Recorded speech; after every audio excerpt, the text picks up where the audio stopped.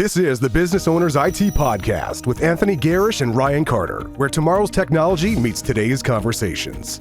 Hi, I'm Tony Gerasch. And I'm Ryan Carter, and this is the Business Owners IT Podcast. A podcast where we discuss tips, tricks, and solutions for business owners involving all things tech. Well, Tony, it's everybody's favorite subject, and we love it because it changes so frequently that you can't keep up.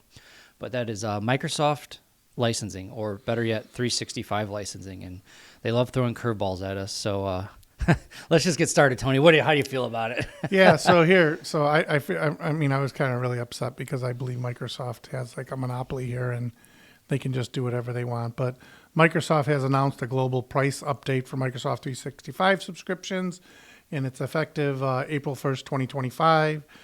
And, they say that the adjustment reflects Microsoft's ongoing investment in enhancing the platform security, productivity, and collaboration features. So what does that mean? So, effective April 1st, they're going to have a 5% increase on annual subscriptions paid monthly. So, if you remember the NEC pricing, that's our NCE pricing, that's New Commerce Experience pricing. They said that you have to commit to an annual subscription, but you could pay the same price monthly, right? So almost all my customers do that. We don't really have any month-to-month customers on Office 365 because it's a 20% charge more than if you commit to an annual subscription. Well, now Microsoft is saying, hey, if you're going to do annual subscriptions with a monthly pay, then it's going to be 5% more. What an experience, right? What an experience. So if you don't want to get the experience, they're going to charge you 20% more, is what that was saying in the very beginning. Yeah. So then they're like, well, you know what? If you sign up for a year and pay us for a year, we'll keep that pricing the same for you. Yeah. Sounds pretty good. That was okay. It was a good deal. People signed up for it. But guess what? Now they're saying, let me get this right.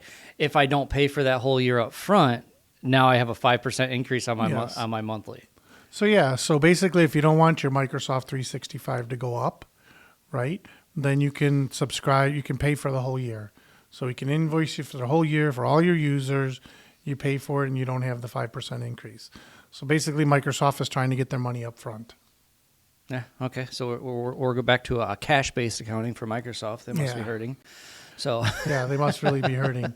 So now the other thing is since we're all under annual subscriptions, right, so the price increase is going to take April 1st, but anybody that's under an annual subscription already won't see the increase until their contract is up.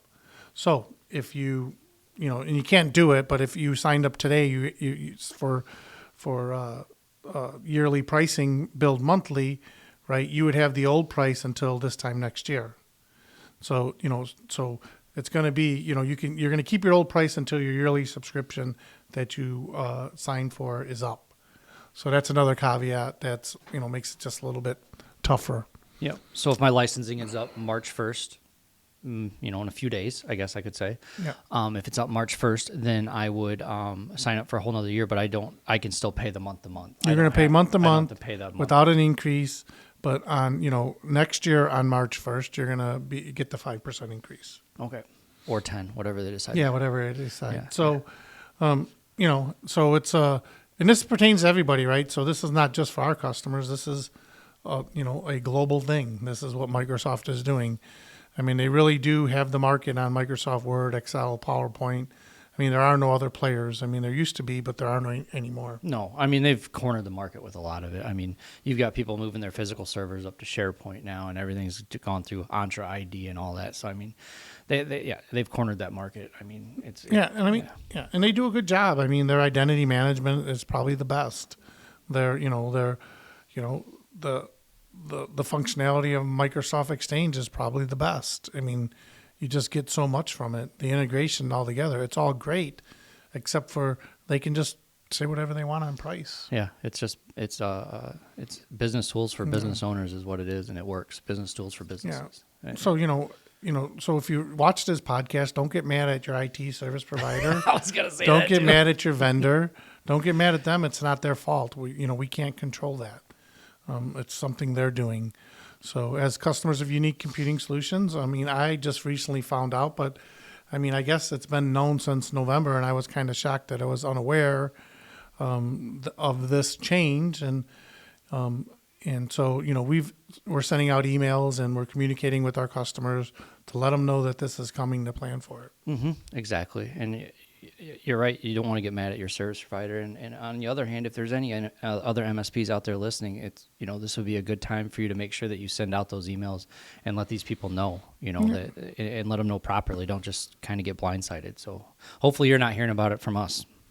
Yeah, and then the last thing is hire a company like Unique Computing Solutions to manage your Microsoft 365. I go into companies all day. I was at one today. They got 5, 6, 7 users that have been gone forever. They think they got to keep them, because they want their email. Well, that's not the case. So when you have a service provider that's, that understands the Microsoft tenant and how it works, you can save them people money. They can save you money. Right? Because you don't need to pay for license. You should not be paying for any licenses that are not licensed to a real user. Okay? Just no licenses. On the other side of that, we just took a client that was 65 users down to 30 Yeah. on their licensing. They were just paying for old users, or I need this for an archive. And I don't know what their previous provider was telling them, but that's not how you do it. Yeah. You should not be paying for users that are not live bodies.